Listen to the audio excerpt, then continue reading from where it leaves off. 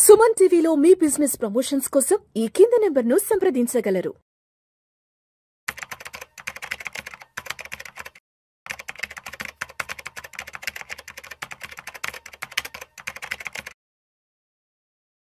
నమస్తే, welcome to Vishnu talks. నేను మీ విష్ణు. ప్రస్తుతంతో పాటు certified financial planner and wealth manager doctor Bachchu Anil Kumar గారు ఉన్నారు. సార్తో మాట్లాడదాం. అనిల్ గారు నమస్తే. సార్ నమస్తే అండి. Welcome to Vishnu talks. Thank you అండి. Thank you so much Anil గారు. Thank you so much for being with Suman TV. So Anil గారు, ఎస్, చాలా త్వరలో దీపావళి పర్వదినం రాబోతుంది.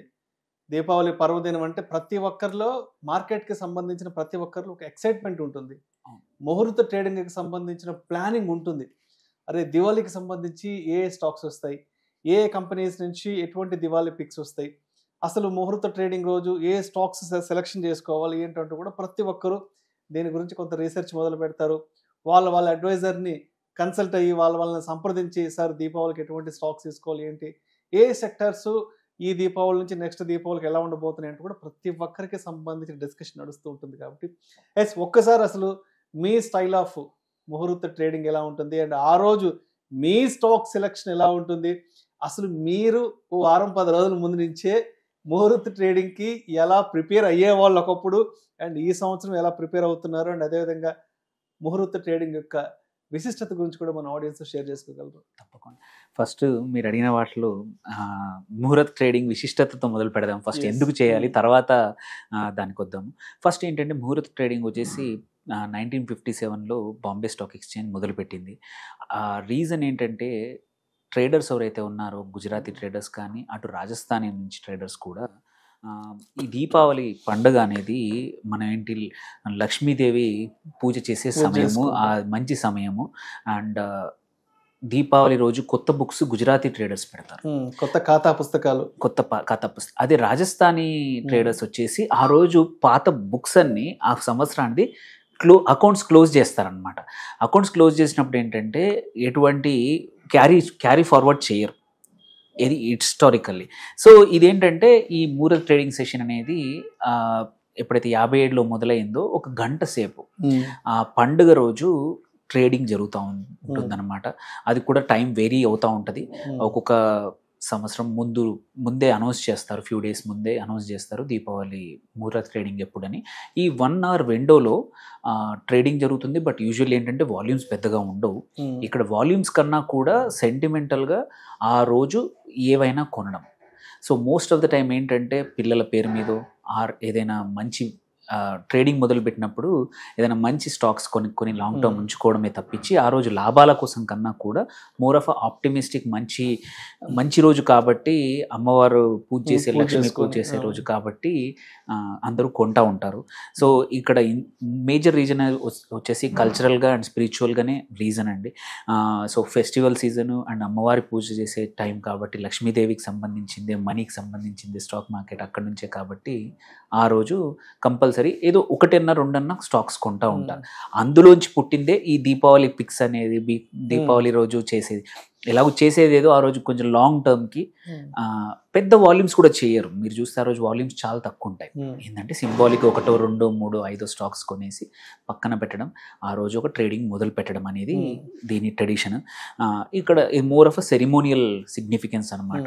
ఆ రోజు ఏంటంటే ట్రేడర్స్ అందరూ కూడా ఈవెన్ ఆఫీసెస్ మంచి నీట్గా క్లీన్గా చేసుకొని అన్ని clean, even books, laptops, computers, accounts అన్నీ కూడా జాగ్రత్తగా అన్ని క్లీన్గా చేసేసుకొని నీట్గా అలంకరించుకొని లక్ష్మీ పూజ చేసి ఆ తర్వాత మిఠాయిలు పంచుకోవడం, తెలియజేసుకోవడం, అకౌంట్ బుక్స్ కూడా ఫ్రెష్గా ఓపెన్ చేస్తారు. మామూలుగా ఏంటంటే ఆ రోజు ఏదైతే సంవత్సరం ఫైనాన్షియల్ ఇయర్, కొత్త సంవత్సరం హిందూ ఫైనాన్షియల్ ఇయర్ అనేది ఆ రోజు మొదలవుతుందన్నమాట, దీపావళి రోజు సంవత్ అని. సో దానికి ఆ రోజుకి సిగ్నిఫికెన్స్గా ఈ ముహూర్త ట్రేడింగ్, అందుకే బుక్స్ అన్ని చేంజ్ చేస్తూ ఉంటారు. దో ఫైనాన్షియల్ ఇయర్ అనేది మన April 1st నుంచి స్టార్ట్ అయ్యి March 31st వరకు అఫీషియల్గా ట్యాక్స్ ప్రకారము అవి స్టార్ట్ అయినా, బట్ ఇండివిజువల్గా మాత్రం చాలామంది ట్రేడర్స్ ఏంటంటే తమ ఓన్ బుక్స్ మాత్రం ఇలా మెయింటైన్ చేస్తూ ఉంటారు. హిస్టారికలీ కూడా ఇప్పుడు ఆ రోజు 1 అవర్ అయినప్పుడు ఏంటంటే ప్రీ ఓపెన్ ఒక 6 to 8 minutes ముందే ప్రీ ఓపెన్ అవుతుంది. అప్పుడు ఆర్డర్ డిస్కవరీ కానీ మ్యాచింగ్ అనేది జరుగుతుంది. మెయిన్ సెషన్ ఒక 1 అవర్ ఉంటుంది అనమాట. సో ఈసారి మాత్రం దీపావళి ముహూర్త్ ట్రేడింగ్ ఏదైతే ఉందో ట్రెడిషన్కి కొంచెం మార్పుతో మధ్యాహ్నం 1:45 నుంచి 2:45 వరకు ముహూర్త ట్రేడింగ్ తీసుకొచ్చారు. ఒక 15 నిమిషాల ముందు ప్రీ ట్రేడింగ్ సెషన్, సో ఆ తర్వాత మెయిన్ సెషన్ ఒక 1 అవర్ సెషన్. సో జనరల్గా ఏంటంటే ఈవినింగ్ జరిగేది, బట్ కన్వీనియన్స్ కోసమే కానివ్వండి అండ్ క్లోజర్ కోసం ఈజీగా అవ్వడానికి మధ్యాహ్నం తీసుకొచ్చారు ఈ 1:45 to 2:45. అండ్ ఇక్కడ మనం చూసుకుంటే పర్పస్ కూడా మోస్ట్ ఆఫ్ ద టైం ఒక ఆస్పీషియస్ కోసము అండ్ ప్రాస్పరిటీ కోసము కొన్ని లాంగ్ టర్మ్ పిక్స్ తీసుకొని మళ్ళీ ఇంకోటి ఏంటంటే మామూలుగా రెగ్యులర్ ట్రేడింగ్ డేస్లో ఓన్లీ మనమే ట్రేడర్సే ఉంటారు ఆర్ ఎవరైతే ఆఫీస్ స్టాఫ్, అలా కాకుండా ఆ రోజు ఫ్యామిలీ పిల్లలు అందరూ ఉంటారు. అందరి పేరు మీద కూడా కొన్ని కొంటా ఉంటారు. అందరి పేరుకు వీడి పెళ్లి కోసం ఇంత అని, వీళ్ళ కోసం అని. ఈవెన్ ట్రేడర్స్ కూడా వాళ్ళు వాల్యూమ్స్లో చేసినా సరే కొన్ని స్టాక్స్ ఎప్పుడు కూడా కొంచెం ఇట్లా గోల్ ఓరియంటెడ్ అనుకుంటాం కదా, గోల్ ఓరియంటెడ్ కూడా బై చేస్తూ ఉంటారు యూజువల్లీ. అలాంటి పరిస్థితులు ఆ రోజు దీపావళి ముహూర్త రోజు చేస్తూ ఉంటారు. అండ్ ఇంపార్టెంట్ ఏంటంటే యూజువల్లీ సెంటిమెంట్ ఆ రోజు పాజిటివ్గా ఉంటుంది. మార్కెట్స్ ఎట్లా ఉన్నా సరే నెగిటివ్గా ఉన్నా ఆ రోజు వాల్యూమ్స్ ప్లే చేయరు కాబట్టి ఆ రోజు ఎప్పుడు కూడా పాజిటివ్గా ఎండ్ అవుతుంటుంది దీపావళి రోజు. అండ్ కొన్ని స్టాక్స్ అన్యూజువల్గా ప్రైస్ పెరుగుతాయి, బట్ నెక్స్ట్ డే కరెక్షన్ నార్మల్కి వచ్చేస్తాయి. సో ఆ రోజు యొక్క ప్రైజెస్ని కానీ వాటిని కానీ అంత ఎక్కువగా ఇంపార్టెన్స్ ఇవ్వకూడదు. ఇట్స్ మోర్ ఫర్ అంటే ఏమంటారు సింబాలిజం తప్ప వేరే ఏమీ లేదు. అండ్ ఎక్స్చేంజెస్ కూడా ముందే అనౌన్స్ చేసినట్టు ఈసారి అనౌన్స్ చేసాయి. ఈ న్యూ ఫైనాన్షియల్ ఇయర్ ఆర్ సంవత్స ఏదైతే ఉందో ఆ రోజు ఇటు గుజరాతీ ఆర్ రాజస్థానీ ట్రేడర్సే కాదు, జనరల్గా అందరికి కూడా లక్ష్మీ పూజ చేయడం అనేది క్వైట్ కామన్ సౌత్ ఇండియాలో కూడా. అండ్ వీళ్ళు ఏంటంటే చోప్డా పూజ అని అంటారు. అంటే చోప్డా అంటే అకౌంట్స్ అనమాట. అకౌంట్స్ పూజలు ఆ రోజు అకౌంట్స్ క్లోజ్ చేసుకొని సో క్లియరింగ్ అన్ని డెకరేషన్ అన్నీ చేసేసుకుంటారు. మళ్ళీ మంచి దీపాలు వెలిగించేసుకొని ఆ రోజు ఈవెన్ ఆఫీసెస్ కూడా మంచి ప్రెమైసెస్ చాలా బాగా ఉంచుకొని మోర్ ఆఫ్ టోకెన్ ఇన్వెస్ట్మెంట్స్ అనేది చేస్తూ ఉంటారు ఆ రోజు. It's more to do with ఏమంటారు అమ్మవారి బ్లెస్సింగ్స్ కోసము. And most of the time ఇది ఏంటంటే టైమింగ్ కూడా చూస్తూ ఉంటారు, ముహూర్తం చూస్తూ ఉంటారు. అందుకే టైం మారుతూ ఉంటుంది. అండ్ ఇది ఏంటంటే ఆ రోజు మంచి స్టాక్స్ కొనేసి ఆ రోజు మంచి లాభం, కొద్దిమంది ఆ రోజు లాభం కూడా బుక్ చేస్తారు. ఈవెన్ ఒక పైసా వచ్చినా సరే 2 పైసలు వచ్చినా సరే ఒకటి కొంటారు. విత్ ఇన్ ఒక అర్ధ గంటలో ఒక 10 పైసలు 15 పైసలు లాభం వచ్చినా సరే ఇట్ ఇస్ షోస్ దట్ ఆ సంవత్సరం రెస్ట్ ఆఫ్ ద ఇయర్ మొత్తం కూడా మంచి లాభాలతో మన ట్రేడింగ్ ఆర్ మనం ఇన్వెస్ట్ చేసేది ఏదైతే ఉందో ముగియాలని చిన్న ప్రాఫిట్స్ కూడా బుక్ చేసే వాళ్ళు కొద్దిమంది ఉంటారు. సో ఇన్ సమ్మరీ ఏంటంటే అండి, ఇట్స్ లైక్ ఎంత ఫైనాన్స్లో కానీ టెక్నాలజీలో కానీ ఎంత అడ్వాన్స్కి వెళ్ళినా సరే ఒక ఇండియన్ మార్కెట్స్ మాత్రమే ఇలాంటి ట్రెడిషన్ అనేది కంటిన్యూ సాంప్రదాయాలని ఆచార వ్యవహారాలను పాటించడం ముందుకు తీసుకెళ్ళడం. ఫైనాన్స్లో ఎంత అడ్వాన్స్డ్గా ఆల్గోస్ వచ్చి వచ్చినా కానీ ఎంత మంచి ట్రేడింగ్ మెథడ్స్ వచ్చినా ఏ వచ్చినా స్టిల్ మన ట్రెడిషన్స్ని మన కల్చర్ని మాత్రం కంపల్సరీ ఫాలో అవ్వడం అనేది one of the great example ఏంటంటే ముహూర్త ట్రేడింగ్.